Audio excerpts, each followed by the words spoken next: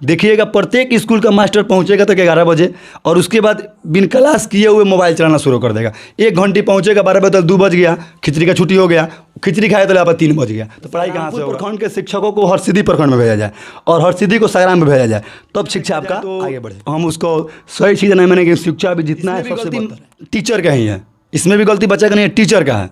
अगर आप उनको सही शिक्षा दीजिएगा, उनको ध्यान लगाइएगा शिक्षा के ऊपर, तो बच्चे स्कूल छोड़कर नहीं भागेंगे आपके। शिक्षक को ही लापरवाह बता रहे हैं क्या? गार्जियन इसमें लापरवाह नहीं है कि बच्चा टाइम से पहले आ रहा है? लड़का लड़की अगर उस विद्यालय में ही पढ़े तो पढ़ाई बहुत बेहतर हो सकता है, लेकिन किसी भी सरकारी अधिकारी का हो या किसी भी सरकारी टीचर का हो, बच्चा उस सरकारी विद्यालय में नहीं पढ़ता है। जहाँ आप देख रहे हैं भारत एक नई पहल न्यूज, मैं हूँ दिलीप कुमार। आइए आपको मिलवाते हैं आज बिट्टू जी से।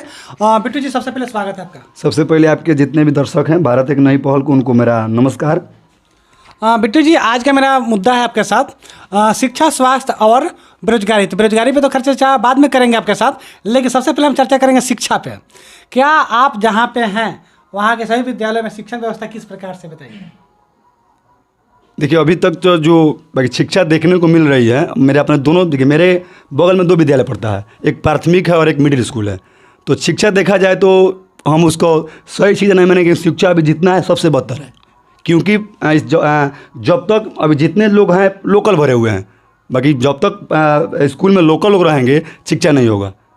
यानी आपके कहने का मतलब है कि जो भी विद्यालय में शिक्षक हैं वो लोकल लोगों का ही नियुक्ति कर दिया गया है, यानी बहाली कर दिया गया है। देखिए हमारा कहने का मतलब क्या है, मानिए कि आप भी मेरे गांव से हो, हम भी आपके गांव से हैं, तो जैसे उसी प्रकार शिक्षक अगर मानिए कि शिक्षक स्कूल मुरली का हो और शिक्षक भी पंचायत का रहेगा तो उसमें सही पढ़ाई नहीं हो, क्योंकि किसी का वो भाई लगेगा, कोई चाचा लगेगा, कोई एथी में रहबे नहीं करेगा। तो जब तक शिक्षक बाहरी प्रखंड से, माने संग्रामपुर प्रखंड है, तो संग्रामपुर प्रखंड के शिक्षकों को हरसिद्धि प्रखंड में भेजा जाए और हरसिद्धि को संग्राम में भेजा जाए, तब शिक्षा आपका आगे बढ़ेगा।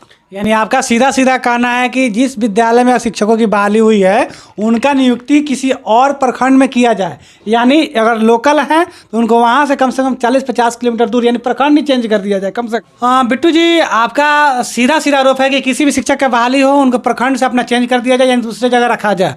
खैर, शिक्षा उसमें सुधार होगा। आप बहुत अपने आप को समाज सेवी कहते हैं ना, समाज सेवी? बोल के आप सुनिए, शिक्षा पे आप हैं तो मेरे भाई क्यों ना हो किसी स्कूल में, मेरे बाप क्यों ना हो, उनको भी अपने प्रखंड से दूर किया जाए। जब तक वो क्लोजशिप में रहेंगे तब तक शिक्षा की बढ़ोतरी नहीं होगी। यही तो आपसे हम पूछना चाह रहे हैं सर कि यदि आप समाज सेवी अपने आप को कहते हैं, आप कहते हैं ना कि हम नेता नहीं हैं, समाज सेवी हैं, समाज में सेवा करते हैं, यानी नेता नहीं बल्कि बेटा बन के काम करना चाहते हैं। यदि बेटा बन के काम करना चाहते हैं तो क्या आप कभी विद्यालयों का मुआयना किए हैं? हाँ, मुआयना करते हैं, लेकिन अब उसको हम सीरियसली से करेंगे। 2 मेरे पंचायत में कम से कम 3 प्राथमिक विद्यालय है और बाकी मिडिल स्कूल है, तो कोशिश करेंगे कि हम कल से सभी विद्यालय में जाएं और शुरुआत हम करेंगे और सबसे पूरे प्रखंड में भी जाने का काम करेंगे और इसी कोशिश के साथ हम चलेंगे। और जितने भी हमारे शिक्षक हैं उनको हम कोशिश करेंगे कि उनकी उपस्थिति 10 बजे तक हो, क्योंकि हम भी जब पढ़ाई करते थे, गाँव किसी में पढ़ाई करते थे, स्कूल का नाम भी नहीं लेंगे, मास्टर उस टाइम 6 थे लोग, बगिया से यानी 4 साल 5 साल पहले का, लेकिन उन लोग का आगमन 11 बजे 12 बजे होता था। लेकिन वो सिलसिला बंद करना है और यहीं हम कोशिश करेंगे सभी स्कूल में पहुँचे और कोशिश करें कि सभी शिक्षक लोग 10 बजे तक स्कूल में उपस्थित हो जाएं। अगर मास्टर का लड़का लड़की अगर उस विद्यालय में ही पढ़े तो पढ़ाई बहुत बेहतर हो सकता है, लेकिन किसी भी सरकारी अधिकारी का हो या किसी भी सरकारी टीचर का हो, बच्चा उस सरकारी विद्यालय में नहीं पढ़ता है जहाँ पे वो पढ़ाते हैं। ऐसा क्यों? देखिए, अगर ऐसा होने लगेगा ना कि अगर हम जिस स्कूल के टीचर हैं तो अपने उस बच्चे को स्कूल में पढ़ाएं, तो भी स्कूल की शिक्षा सुधरेगी। अगर इसी प्रकार अगर कोशिश किया जाए तो सुधरेगी। तो देखिए, इसको कोशिश करने के सबसे पहले के बाद किसी एक ही को आगे आना होगा। तो कोशिश कर रहे हैं कि हम आगे आएँ और इसको सुधार करें। हमारा एक और सवाल आपके साथ रहेगा कि विद्यालय में जब भी जाया जाता है तो वहाँ पे शौच के लिए जो भी शौचालय बना हुआ है, शौचालय सही नहीं रहता है, जो पठन टाइमली नहीं होता है, क्योंकि शिक्षक ही टाइम पे नहीं आते, और आते भी हैं तो कुछ मतलब अपना काम करने के लिए, पर्सनल काम करने के लिए बीच में ही निकल जाते हैं। हमने कई विद्यालयों में ऐसा देखा है, इस पर क्या कहिएगा? देखिए, सबसे पहले क्या बात, इसमें जितना दिक्कत ये जो आप बोले हैं कि शौचालय सफाई नहीं रहती है ना, आपका मुद्दा है कि शौचालय सफाई नहीं रहती है, तो ये जितना भी इस जो होता है सब हेडमास्टर का होता है। स्कूल में एक हेडमास्टर होते हैं, उन्हीं को बाकी इसकी पैसा दी जाती है, सबकी पैसा आती है, तो सारी कमी हेडमास्टर को होती है। अगर देखिए, अगर एक हेडमास्टर अगर टाइम से आना शुरू कर देंगे तो सभी लोग टाइम से आना शुरू कर देंगे। तो सबसे पहले सुधार हेडमास्टर को करना होगा, उसके बाद ही पूरी स्कूल सुधरेगी। देखिए जैसे मानिए अगर हम 2 भाई चाहे 3 भाई हैं, अगर मेरे जेठ भाई अगर हमको डांटने का काम करेंगे, बेटू तुम समय से आओ, तो मैं जरूर समय से कहूँगा आएंगे। तो जितना भी बड़ा दोस्त है हेडमास्टर का होता है। शौचालय, मेरा कहने का मतलब ये था कि बहुत ऐसे लड़कियां भी इस विद्यालय में जाती है जिनको मान लीजिए शौच के लिए अगर जाना हो तो बाहर ना जाना पड़े, इसलिए मैंने शौचालय का मुद्दा उठाया आपके साथ। एक और मेरा मुद्दा है कि विद्यालय में आजकल बच्चे पढ़ने के लिए कम, खाने के लिए ज़्यादा जा रहे हैं। ये तो आप ये बात बिल्कुल सही बोले हैं कि बच्चे पढ़ाई बहुत कम। देखिए सब पढ़ाई बच्चे करे कैसे, जब शिक्षक नहीं पढ़े पढ़ाई कैसे पढ़ाई करे। अभी के जो ठंडी का टाइम है, देखिएगा प्रत्येक स्कूल का मास्टर पहुंचेगा तो 11 बजे, और उसके बाद बिन क्लास किए हुए मोबाइल चलाना शुरू कर देगा। 1 घंटे पहुंचेगा 12 बजे, 2 बज गया, खिचड़ी का छुट्टी हो गया, खिचड़ी खाए तो यहाँ पर 3 बज गया, तो पढ़ाई कहाँ से होगा। तो खिचड़ी, अगर ये नहीं कहते हैं कि खिचड़ी बंद कर दे, उसको आप सिस्टम से करें तो बहुत, लेकिन अगर शिक्षा का कोई बर्बाद कर रहा है तो खिचड़ी बर्बाद कर रहा है।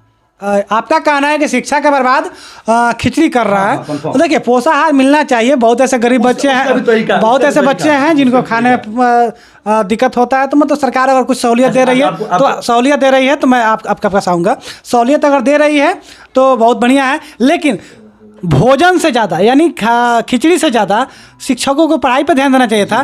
खैर जो बच्चा चले जाते हैं विद्यालय में वो 4 बजे तक तो टिक भी नहीं पाते वहाँ पे। तो देखिए इसमें भी गलती टीचर का ही है, इसमें भी गलती बच्चा का नहीं है, टीचर का है। अगर आप उनको सही शिक्षा दीजिएगा, उनको ध्यान लगाइएगा शिक्षा के ऊपर, तो बच्चे स्कूल छोड़कर नहीं भागेंगे, आपके जाएंगे बच्चे। अच्छा मंदिर में जब घंटी बज जाता है, सही से होता है, पूजा कर जाते हैं। देखिए सावन जैसे हम लोग आता है, हम लोग सब अपने टाइम से कोशिश करते हैं कि हम कब जाएं कि जल चढ़ा के चलाएं।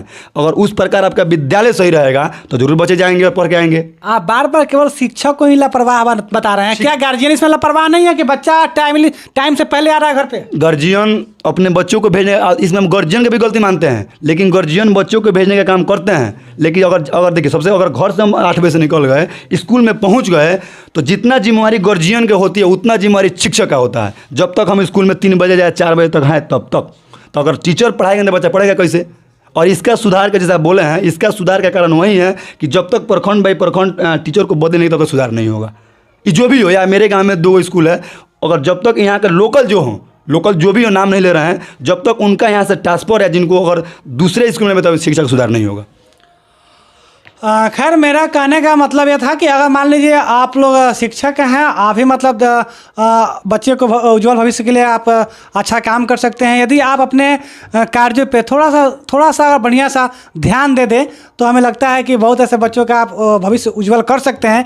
लेकिन हम आप सभी से अनुरोध करना चाहेंगे, जो भी हमारे माननीय शिक्षक बंधु हैं, यदि आप टाइमली आवें और टाइमली बच्चों को शिक्षित करें, और साथ में उस विद्यालय में, उस कक्षा में संस्कार का भी एक क्लास चले। संस्कार का क्लास इसलिए मैं बोल रहा हूं कि हाल ही फिलहाल आप लोग देखे होंगे जरूर सोशल मीडिया के माध्यम से कि श्रद्धा नाम की एक लड़की है जो आफ्ताब से लव करती थी और साथ में रिलेशनशिप में रही। रिलेशनशिप में रहने के बाद उसका एक हत्या कर दिया गया। हत्या इस प्रकार से किया गया कि 35 टुकड़ों में करके उसको 18 जगहों पर फेंका गया। अब बताइए, कहीं ना कहीं यदि उस लड़की को संस्कार मिला होता, विद्यालय में संस्कार मिला होता, उसके माता पिता संस्कार दिए होते, तो इस प्रकार का मतलब निर्मम हत्या उसका नहीं होता। कहीं ना कहीं इसमें गार्जियन भी लापरवाह है, कहीं ना कहीं उस विद्यालय में संस्कार भी देना जरूरी है। आपके पंचायत में, आप जिस पंचायत से बिलोंग्स करते हैं, क्या स्वास्थ्य सुविधा कुछ है कि नहीं? देखिए अभी तक जो सरकार के माध्यम से जो योजना आती है, बाकी बहुत सारा योजना सरकार के माध्यम से स्वास्थ्य के लिए आती है, तो केवल यहाँ पर जो है कोई बाकी सामुदायिक स्वास्थ्य केंद्र नहीं है, ओनली क्या बोलते हैं आंगनबाड़ी है। जिसमें सरकार का सिस्टम है कि प्रत्येक पंचायत में एक स्वास्थ्य केंद्र बनाना। अभी तक बनाने के साथ यहाँ ज़मीन भी चिन्हित नहीं हुआ है। तो स्वास्थ्य केंद्र बनाने के लिए अगर ज़मीन चिन्हित नहीं किया गया है और स्वास्थ्य केंद्र अगर नहीं बन रहा है, तो क्या आप लोग कभी BDO साहब से या किसी से डिमांड किए हैं कि नहीं? अभी तक तो हम नहीं किए हैं, लेकिन कोशिश करेंगे कि मेरे पंचायत में ये सब कार्य हो। आपके पंचायत में सुलभ शौचालय है कि नहीं? सामूहिक शौचालय तो बना हुआ है। क्या उसका इस्तेमाल होता है? एक पंचभिरवा में, मेरे पंचायत में पंचभिरवा में तो बना हुआ है इस्तेमाल। बाकी मेरा प्रयास कैसा लगा आप कमेंट में लिख के जरूर बताइएगा। देखने के लिए धन्यवाद। जय हिंद, जय भारत, जय बिहार।